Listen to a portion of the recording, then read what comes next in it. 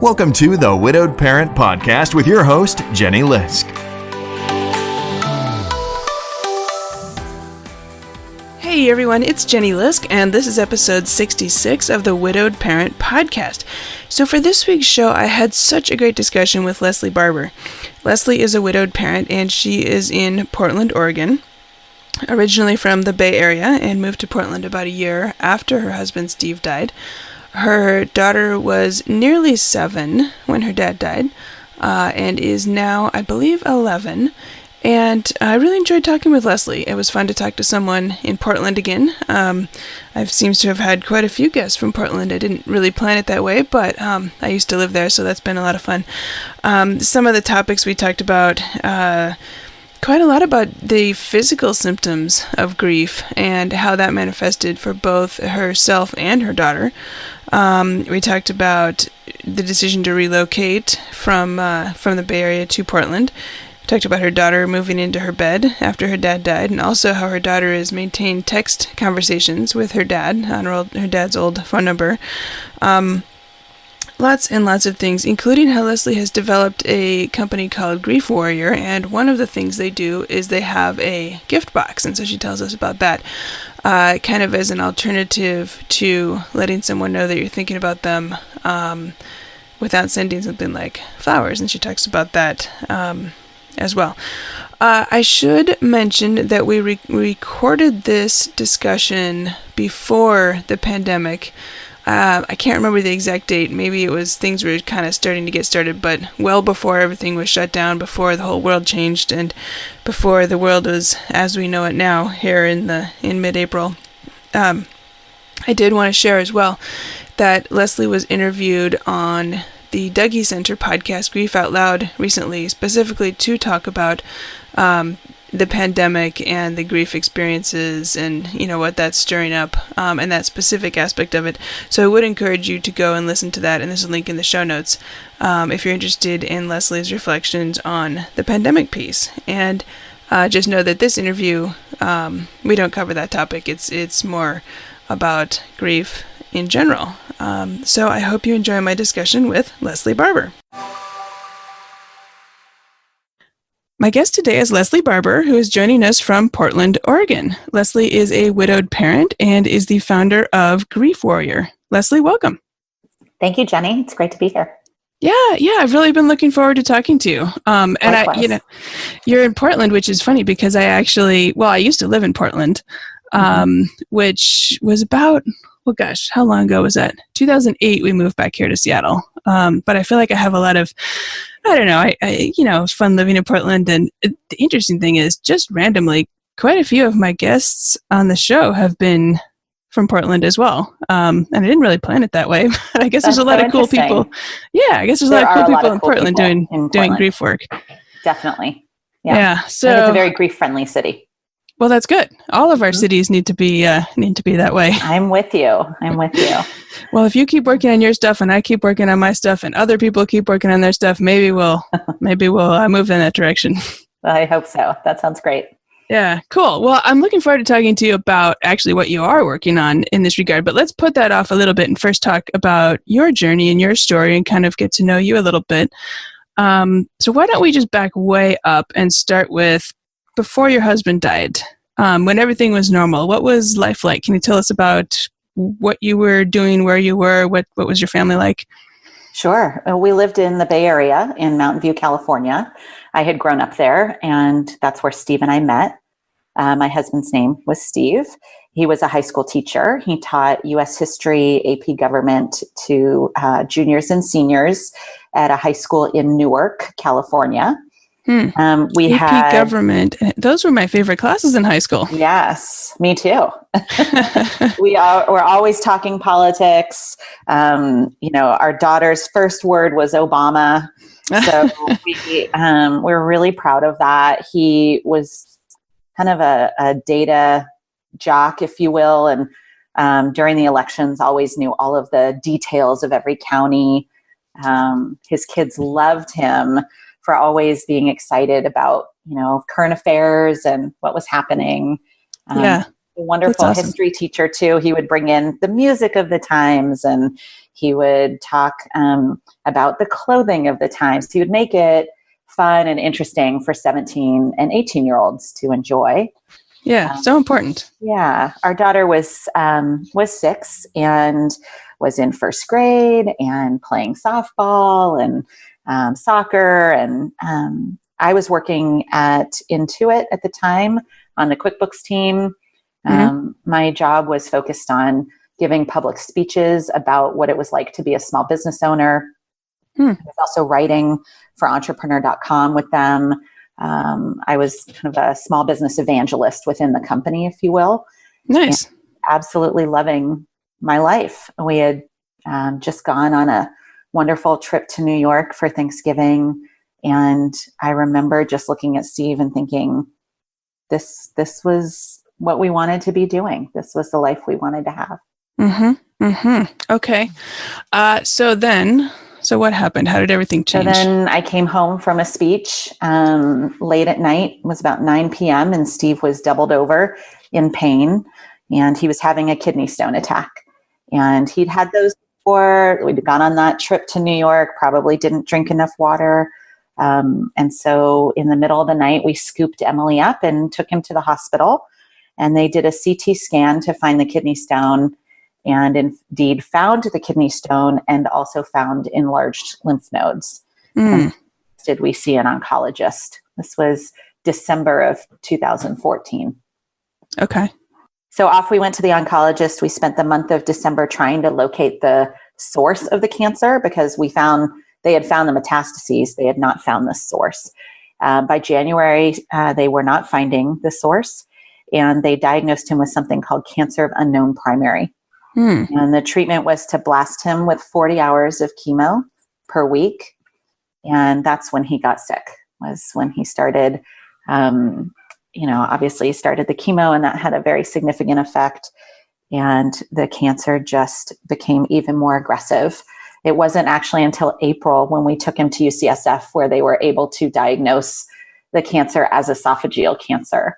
And at that point, he was in such decline. It had gone to the leptomeningeal layer of his brain, and he died on Father's Day, June 21st of 2015. Wow. Father's Day, it was summer solstice. The longest day of the year became the worst day of my life. Yeah. Wow. Okay. And you said it started in December and then he died in June. Okay. Wow. Okay. Well, thank you for sharing that with us. Sure. Yeah. And so how old was he? How old were you? How old was your daughter? So Steve was 10 days shy of his 47th birthday. He was 46. Okay. Emily was 2 weeks shy of her 7th birthday. She was 6. They were exactly 40 years apart. And I was 42. Okay. So this was not something that I had experienced with any of my friends. I didn't really even have close friends who had gone through divorce. And so that kind of loss, the huge, significant tsunami of this death, just rocked our world. It just took us down. If there's not a better way of saying it. Can you tell us a little more about that? Like, what do you mean? What kind of stuff? What were those early months or weeks or whatever that early period like for you guys? Well, I think I realized that Steve was going to die 10 days before he did. He woke up one day and couldn't swallow. And I had been so focused on saving him, right? And I hadn't been focused at all on him dying. Nobody had said to us the words, he's going to die from this soon. Or at least I hadn't heard it, is probably the best way I should put it. And so when I realized he was going to die, my entire upper back erupted in spasms, and that carried on after he died. I had significant physical pain from the grief. Emily did too. She had stomach aches, and just unbelievable. Really interesting, dizzying episodes, fainting type episodes, because her little body was struggling to process what had happened. And then my brain became overwhelmed with the grief of him dying, the processing of every decision we had made. I walked in circles trying to unwind the decisions. Did we make the right decision? Did we make the wrong decision? And just having to go around and around and around, really Meaning spiraling. like during the months that he was sick, like second guessing some of those actions or decisions. Yes. I see. Yeah. And just, did we go to the right hospitals? Should I have done that? And I even had somebody say it to me, which was fascinating. Oh, no. About 2 months after Steve died, I went to the dental hygienist, and she had her hands literally in my mouth, cleaning my teeth. She had known Steve. And while her hands were in my mouth, she said to me, my sister had cancer and UCSF couldn't help her, but we flew her to MD Anderson and they saved her. Do you think your husband would still be alive if he had gone to MD Anderson? And of course, I had been wondering the same thing, right, for 2 months. But you don't need her to say that to you. No, I almost bit her hands off. That was going to be my next question.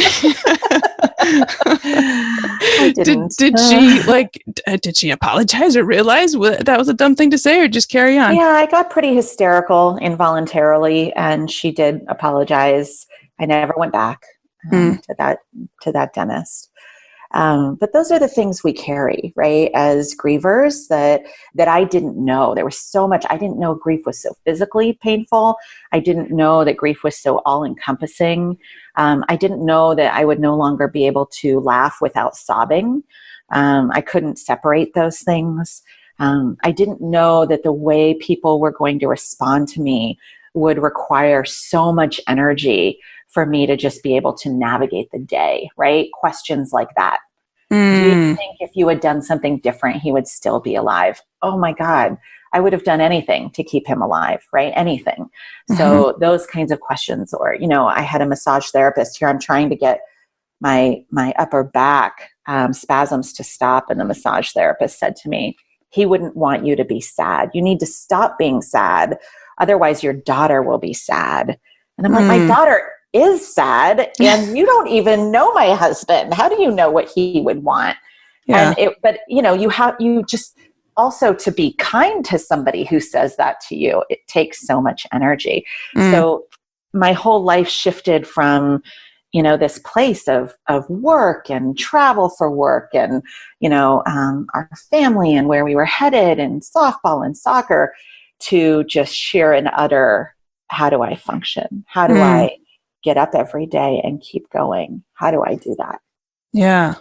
Well, I'm thinking about you mentioned the physical pains, and I guess I wonder, was it immediately obvious that it was grief related, or did you have a big struggle, like trying to even figure out like whether you had a medical issue, or the doctors didn't know what the problem was or how you should proceed and that kind of thing? Well, I can assure you that I went to my doctor for every little pain after Steve died, because I didn't realize that that cancer often doesn't show up as pain early on. At least that's what my doctors have told me. So I would call my doctor with my pinky toe hurting. Like, I've got cancer in the pinky toe. I can see it. Yeah. And she's like, okay, I've never heard of that, but come on in. So no, I did not, Jenny, know that kind of pain was grief. That when it happened, because I realized he was going to die, that was what was going on. I once had an acupuncturist, though, later say to me, it's the back of your heart. So the area that spasmed for me, was the back of my heart. And that just felt so beautiful to me. I would sometimes describe it as my butterfly wings, like, those shoulder, upper back muscles. I would say, my butterfly wings, right between them is where it hurts. But the idea that it was the back of my heart, I had a broken heart and it hurt. Yeah. And that kind of pain, any kind of pain after grief, is absolutely part of grieving. And we don't talk about that at all in this country. Well, and the reason I asked that is I was remembering a discussion I had with a guest, Chris Marsh, a while back, and her mom died when she was 19. kind of put her head down and charged ahead. But when she was in her early 40s, approaching the age her mom was when she died, started having all these mysterious aches, pains, problems, real physical symptoms that she and the doctors were doing every scan, every test, everything. And they were like, we don't know what's wrong with you. It's not this. And finally they figured out it was grief related. It doesn't surprise me at all. The body keeps the score, right? So much of our pain goes into our body. As it turns out, the body is part of us. I think oftentimes we disconnect our head from our bodies, but the body really holds it. And one of the ways I learned that lesson the best was through my daughter, Emily. A year after Steve died, I decided to take her. This was not my best decision. I decided to take her to Disneyland for the anniversary of her father's death. I thought, well, I'll take her to the happiest place on earth for the saddest day of her life. In Griefland, that made sense to me. The morning of the anniversary of Steve's death, she woke up in our Disneyland hotel with 104.5 fever. No other symptoms, just on fire. And she hadn't been sick before that. She had not been sick. She was not sick. There was no runny nose. There was no pain. There was nothing. She was just hallucinating. And I immediately, of course, called the doctor and cooled her down. She's always responded well to Tylenol. So, she recovered within about a day. 10 days later was her father's birthday, July 1st. We had moved to Portland on June 30th. We woke up on July 1st. She had 104.5 fever. My first thing I did in Portland was find a pediatrician. And I went to the pediatrician. He couldn't find anything else wrong with Emily. And I said to him, I know this is going to sound crazy, but could it be grief? This is her father's birthday. And this happened on his death anniversary. And he said, well, I can't tell you medically that that's what it is, but it wouldn't surprise me. Right? Her little body it knows what went on. It knows this sadness and it doesn't know how to navigate it. Yeah. Yeah. That's something that I hear. Well, I actually myself, it's kind of the first anniversary of my husband's death was in January of 2017. So that first holiday period, I literally had a headache full time from like the day after Thanksgiving all the way through the death anniversary. Yeah. And looking back, I realized that I think that's it. It's like you're saying, your body knows kind of, what's going on. It does. It knows what's going on. And, one of the reasons that I've started doing the work I'm doing is because of all of these physical aspects to what we do. We don't give our bodies the time before we have to, get back to work in 3 days. We don't give our bodies the time to really sit with the grief that we are feeling and be able to acknowledge it and recognize it and be okay with it, right? We want to get back to normal life. We want to get back to normal work. And when we do that, we shove it into parts of our body. We don't do that consciously, but the body takes care of itself that way. And so then the next year, when you feel these headaches because you're anticipating holidays without him, you're anticipating the death anniversary, your body is feeling all of those feelings that it went through the year before, knowing or not knowing that he was going to die. It's very real. And when you talk about it, when we talk about it like that, I feel like it makes sense. But so often in our culture, we just want to shove it away so that we don't have to look at it. If we brought it out into the light and talked about it the way you do in your podcast and the way I'm trying to do with Grief Warrior, we might actually see potentially fewer physical ailments, or at least for less time, that we could resolve in a way the misunderstandings, resolve the confusion around why this happened. Yeah. Yeah. No, that's so interesting. And I wanted to circle back. You mentioned the idea that the body keeps the score. And I think you may also be referring to the book by the same title. Sure. I love that book. Yeah. Well, I haven't read it yet. It's in my queue on Amazon, and I only haven't bought it yet because I have so many other books I need to read first. And I'm afraid if I buy it, it'll just go into the queue here.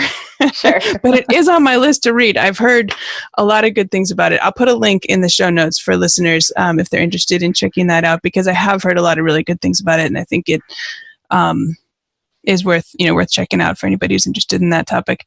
Let me ask you, you mentioned having moved to Portland. Can you tell us a little bit about that? How did you end up moving from the Bay Area to Portland? Well, Steve and I had always wanted to move to the Pacific Northwest. He grew up in Moscow, Idaho. And so we wanted to move up in this direction. I grew up in the Bay Area. I was, to be honest, ready for a change and ready for a slower pace. The Bay Area has so many incredible opportunities for people intellectually and professionally. And it's also it's a pace that I just was no longer comfortable with. We'd been coming to Portland. My brother lives here in Portland. Steve was the oldest of 5. Now 3 of his brothers live here in Portland. So there was a lot of uncle energy.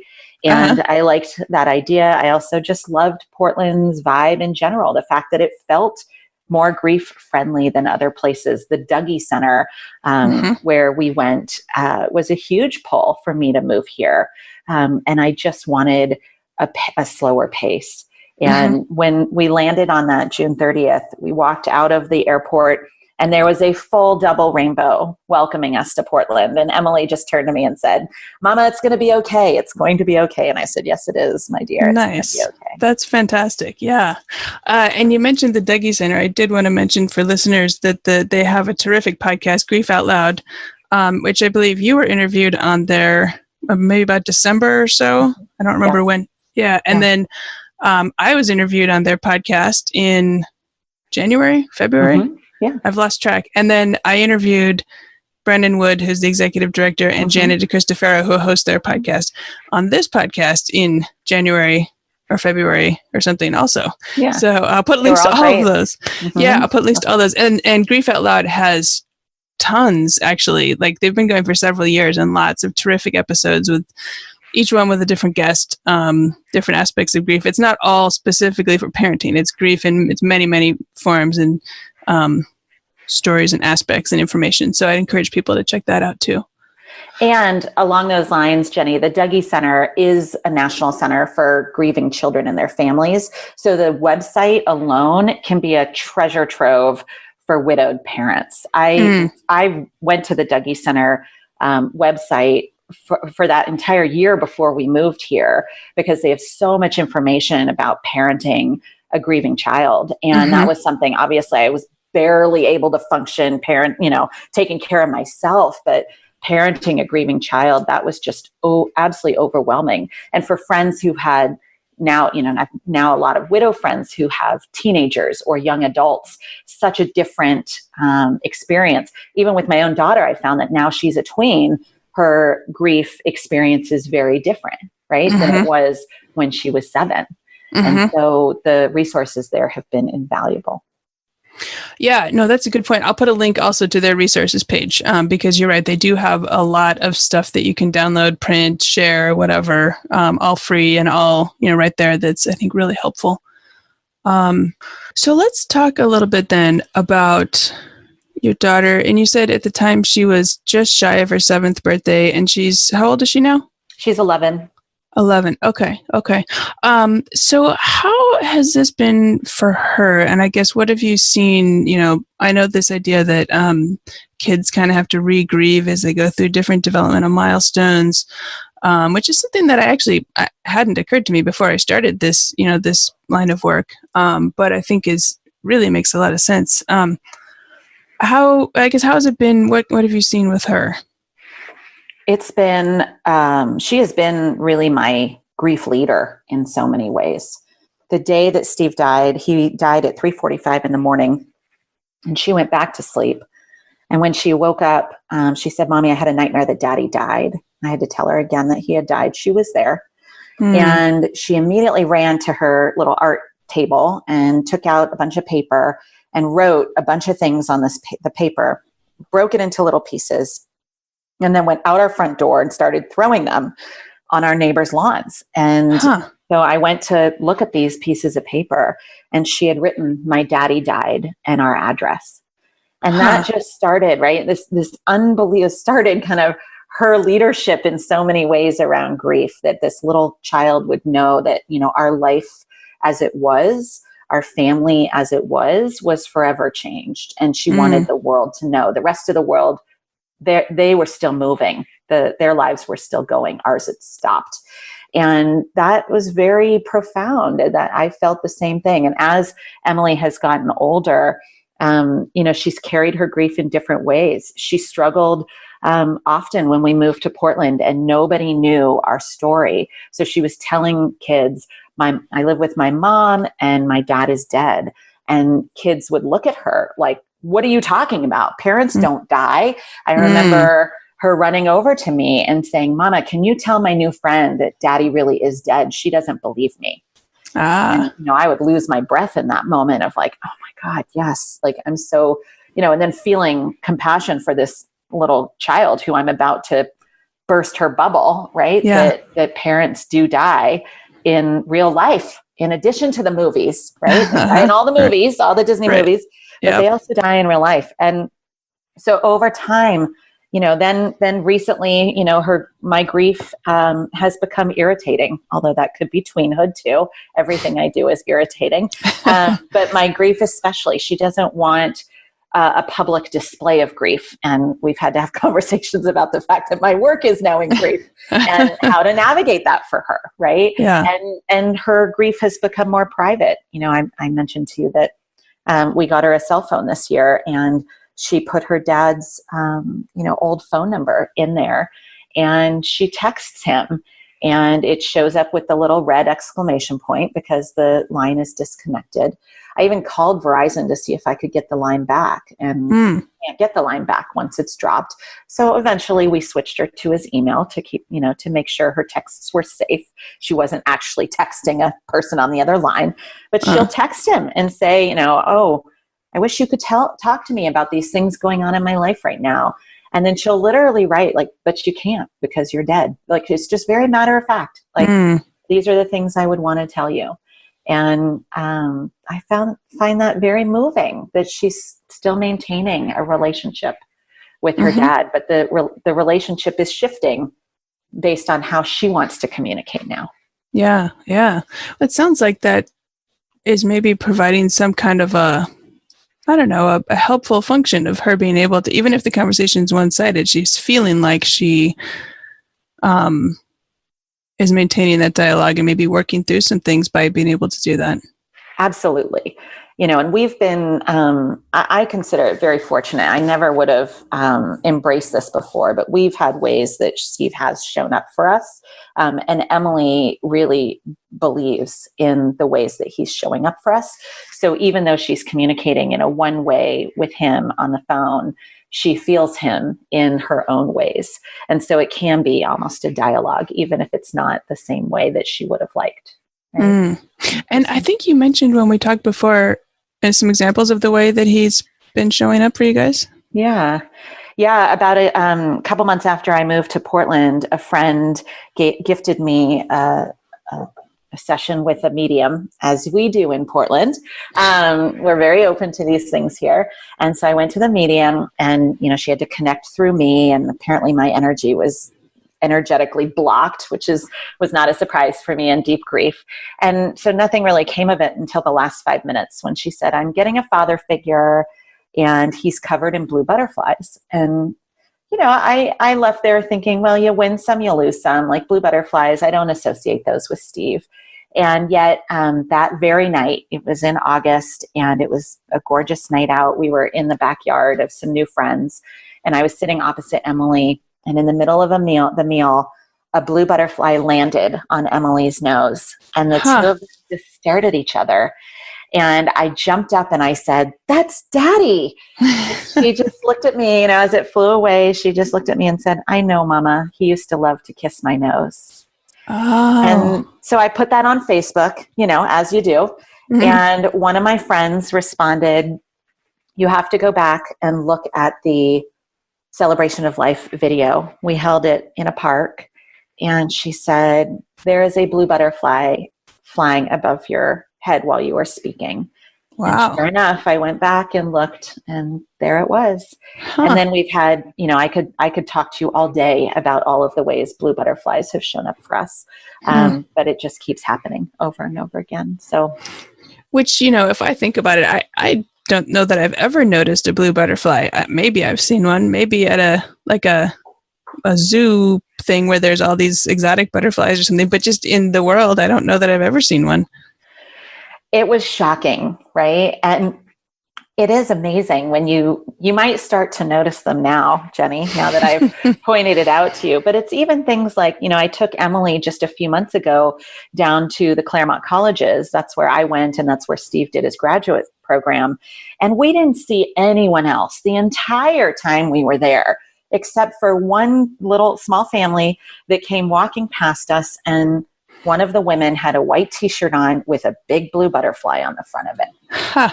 It's like, really? Like the only other person that we saw while we were there. Yeah. So it's just, I notice those things and I take comfort in them. And so does Emily. Mm-hmm. Mm-hmm. Yeah. All right. Well, thank you for sharing that. I am also thinking about, I think you had mentioned when we talked before that your daughter, you went through a phase where she was sleeping in your bed. And can you talk about that a little bit? Because I think that's probably a very common situation, depending on the age of our kids and how many there are and the circumstances and whatnot. I think after a parent dying, a kid ending up in your bed is maybe more likely than not to happen. Oh, I think it is. I mean, I talk to many widows and widowers, and I think it's a pretty common occurrence. Almost immediately after. So I was sleeping in Emily's bed when, in the last couple of weeks, because Steve was in a hospital bed in our room. And then when we moved our bed in, mine and Steve's bed back into my bedroom, Emily, I remember she just took a flying leap and she's like, now we're married, mommy, so I'm going to be in bed with you. And I was like, okay, hold on a second. All right, love bug. We're not married. I'm still your mama. But you can sleep in here. And I remember talking to her therapist about it. And her therapist said, no, she just needs to be close to you. That's just fine. She's not going, I remember her saying, she's not going to want you to be, going to college with her. Like, she won't want you moving into the dorm and you on one bunk and her on the other. Just let it go. And, she slept in my bed for a good couple of years. And then, as she got a little bit older, then she noticed, when we moved to Portland that we set up her room. So it was special for her. And it felt good. It felt right. And every once in a while she would jump back in. And that was fine. And then I started to miss her, right? not being there. And that was just the moment where she was like, I'm not sleeping in your bed anymore. So, we were grieving Emily's daddy for 2 years, right? It wasn't for a few years that I started grieving my husband. And that was when, when we got her settled in Portland, she made new friends, new connections. She was able to tell her story her way. We'd been going to the Dougie Center. It was normalized. That was when I started to wake up and realize, oh, my husband died. Now it's my turn. Okay. Well, can you talk about that a little more then? So what did that mean? Now it's your turn. So how did that unfold? What did that look like? Oh, that unfolded painfully, to be honest with you. I think for the first 2 years, Emily was my purpose, right? It wasn't that I wanted to die, Jenny, but I really didn't want to live. I wanted to be where Steve was. And Emily even said that. She'd climb things and I would say, honey, come down. I don't want you to fall. It's okay, mama. If I die, I'll be with daddy. Like, no, I want you here with me. Wait, daddy doesn't want me with him? Okay, no, daddy loves you. Daddy wants you with me, right? And having those conversations about like, I just need to keep her alive and I just need to make myself okay so that I can keep her alive. That's what Steve would have wanted. That's what Steve wanted. He wanted her to live. And it wasn't until, we moved to Portland, we got settled in our new life, that I started to realize, wait a second, he's not coming back. And now Emily is off playing soccer and going to school and doing all these things. What do I want with this life that I've been left with? And I didn't want this life and I was railing against it. I was angry that I had to be an only parent. I did not sign up to be an only parent, I signed up to be a parent with Steve. And our little 3-legged stool, was now a 2-legged stool, and it was face planting, and I needed help. And so, with the support of the Dougie Center and with an amazing therapist and an incredible coach, I was able to really mold my life into a life I wanted to live, a life that has purpose now, and a life that has meaning outside of my child. I mean, of course, I want to be here for Emily, and I want to be here for me. Yeah. And I needed help to figure that out. And so I did a year, I call it my year of me. And I tried it all. Like, I did the mediums and the Reiki and the acupuncture and the, coaching and therapy and, hypnotherapy, everything. I tried it all to figure out what matters now to me, now that my life is going to be different. It was an acknowledgement that something seismic had changed. Yeah. And how was I going to rebuild, right? Or build anew, if you will. So tell us about that. What are you building new? Yeah. So through that process, I decided to become a professional coach. I coach on personal lives as well as business lives. And through my training in becoming a coach, I was coached a lot. And I originally wanted to become a coach because I thought, well, I'll help other women live their lives with intention and live their lives with presence and purpose without watching their husbands die. That was kind of my goal originally. Mm-hmm. And then I realized, wait a second, so much of what I'm hearing in coaching is grief related, unresolved grief, or even recent grief. And that's where my heart lies. And so I started focusing more of my energy on coaching people in grief, on starting to work with companies around workshopping and how to support people in grief. And then I developed this idea for the box because I kept hearing from people, like, nobody knew what to say, nobody knew what to do. And so I developed the Grief Warrior box as a gift that a supporter could send to somebody in grief to say, I see you, I acknowledge you, I'm sending you love, and I hear that these are some things that might be helpful, right? So a ways to help notepad to answer that question everybody asks of what can I do to help you, right? And we want to answer, well, you can bring my husband back from the dead. That'd be awesome. But really, we do need other help, right? Especially now as only parents. We need so much help, and yet we don't know what to ask for. Or we developed the In Mourning badge, which was like it's a magnetic badge that tells people that you're hurting and that you might need them to tread a little lighter. We developed an anxiety and grief relief blend, an essential oils blend roll-on that says, so much anxiety, right? When a partner dies, your whole future is changed. And then we put other items in, like a journal to capture stories, and tissue packs, to remind yourself that it's okay to cry in aisle 7 at the grocery store when you see his favorite food. And so this is a gift box that we could send to people. So my mission is to recognize, respect, and reconnect the grieving. And so I want to give supporters a way to do that. I want to give employers a way to do that. And I want to give the grievers themselves a way to help themselves as well. Terrific. So this gift box, this sounds really quite different from sending flowers or something like that. I guess, what do you think about that? Well, I kind of am the anti-flower gift because, okay. The floral business has done a beautiful job convincing us that it's the thought that counts. And, it's really not. It's actually not the thought that counts. Thoughts and prayers are not something that many of us are comfortable with anymore as a solution to a problem. And so when somebody dies and you send flowers, those flowers are already dying. They're already dying, and you're sending them to somebody who's just had a significant death. They're pretty for, I don't know, a day or two, and they're beautiful, and that's nice and thoughtful, they say, but is it really? Do you really just want to give somebody something that is dying and that will smell and that they have to care for when they're barely caring for themselves? Like when you put it that way, like nobody really wants to give that kind of a gift.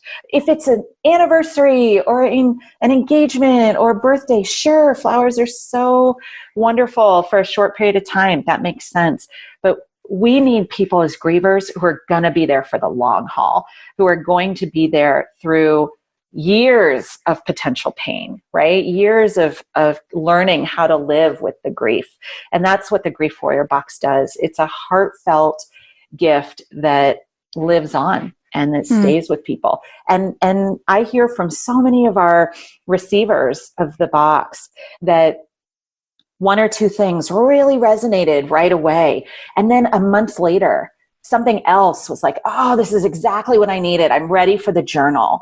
And then a month later, like, oh, okay, I'm ready to actually put on that in mourning badge and acknowledge even to myself that I'm grieving, right? So the Grief Warrior box lives on, and they think of you every time they look at it, every time they use it. Yeah, that makes a lot of sense.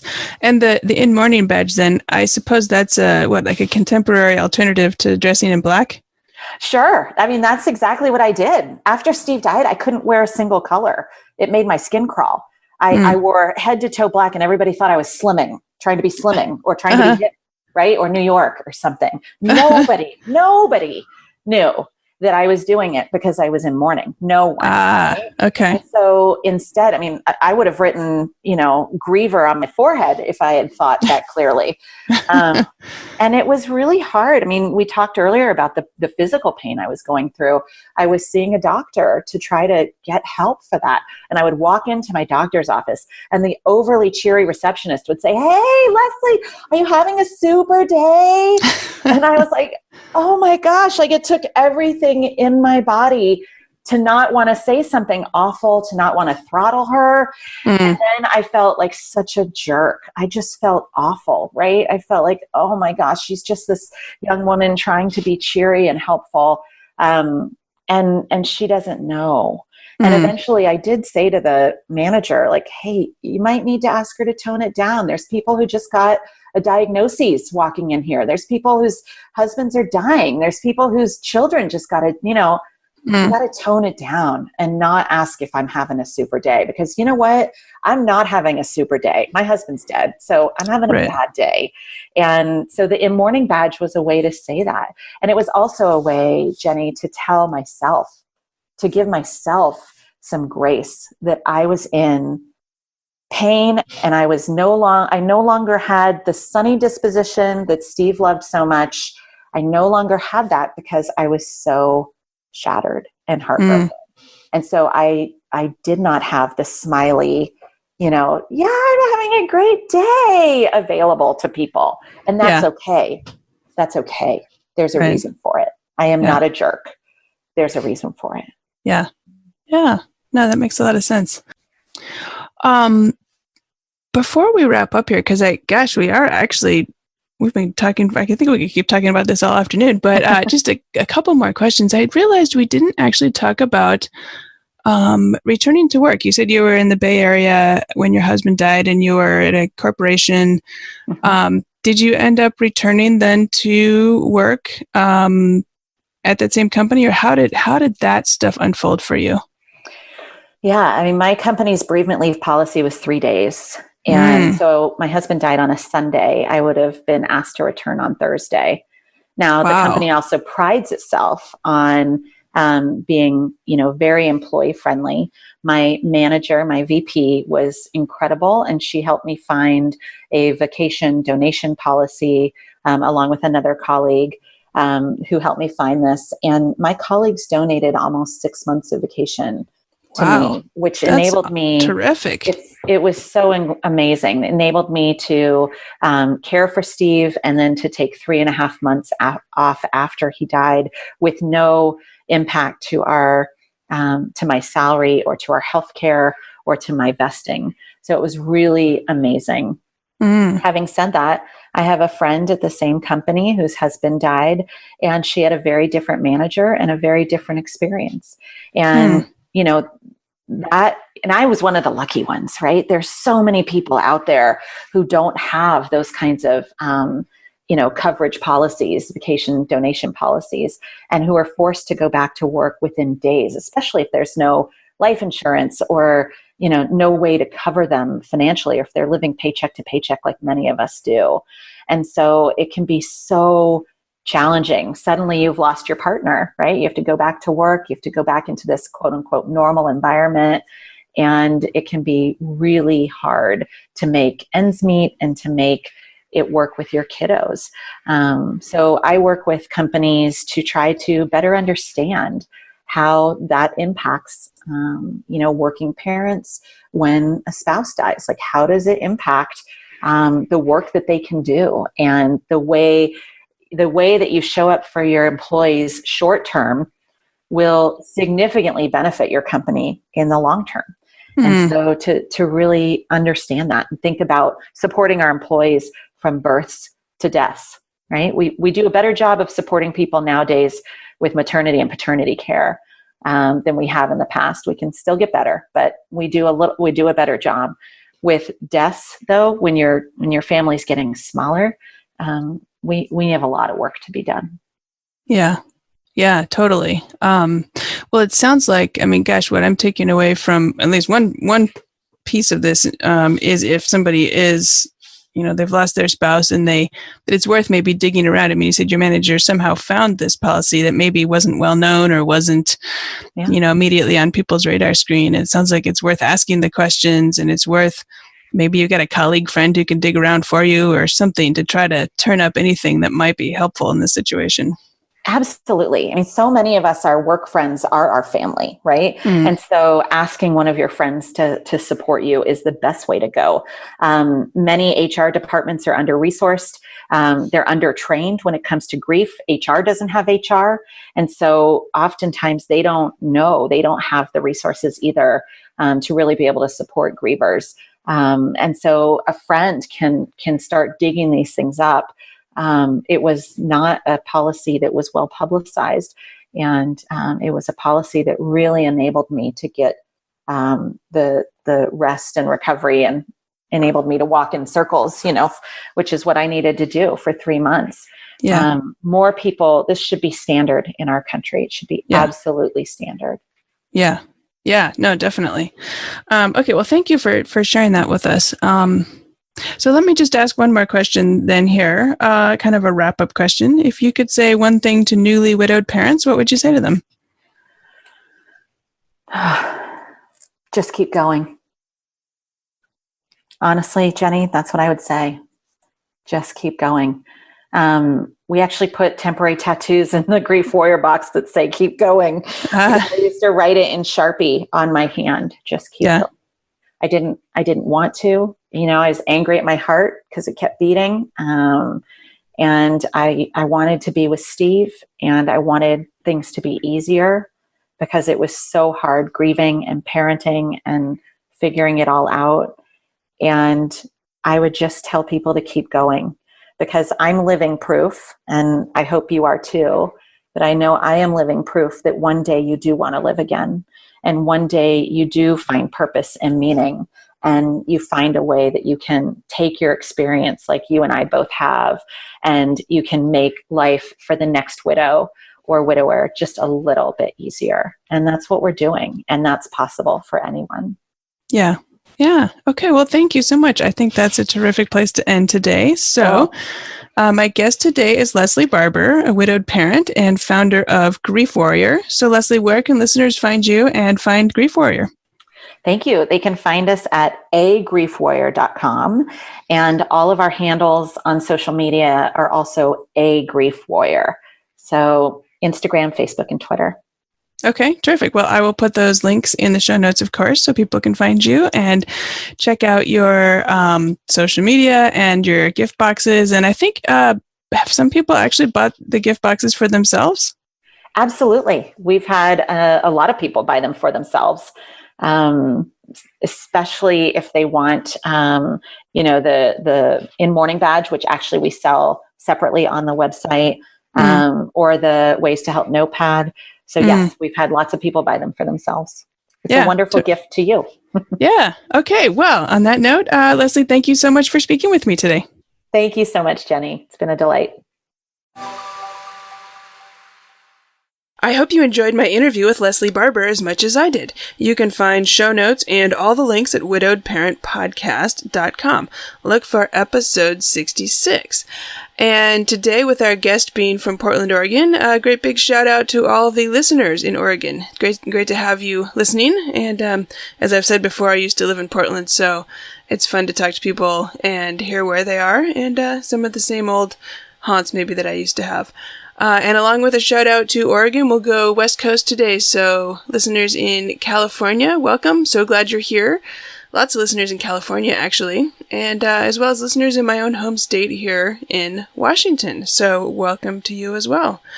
If any of you have, resources in your localities, that you think would be good for me to feature and talk to you for the show, let me know. I'd love to hear from you. As far as what's coming up on the show in the next few weeks, terrific discussion. I'm really looking forward to sharing with you guys next week, the 22nd of April.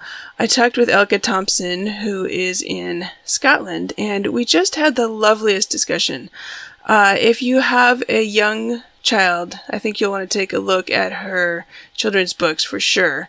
But beyond that, this discussion is not just for those with young children. Really very thoughtful discussion about grief and parenting and just so much. And you'll want to watch her TED Talk for sure as well, which I'll link out next week and probably share on social media too. And then to round out this month, really looking forward to sharing my second discussion with Julie Lithcott-Hames.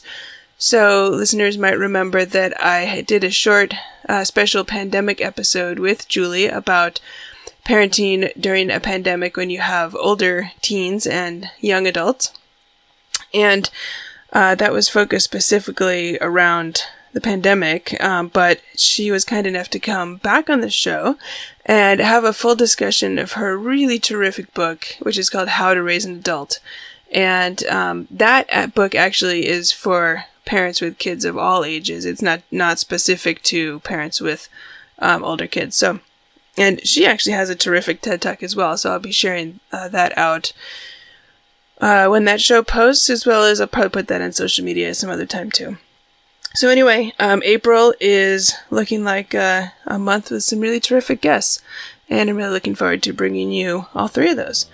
So thank you, as always, for listening, and until next week, keep smiling. Thank you for listening to the Widowed Parent Podcast with your host, Jenny Lisk. Connect with us on social media and at widowedparentpodcast.com.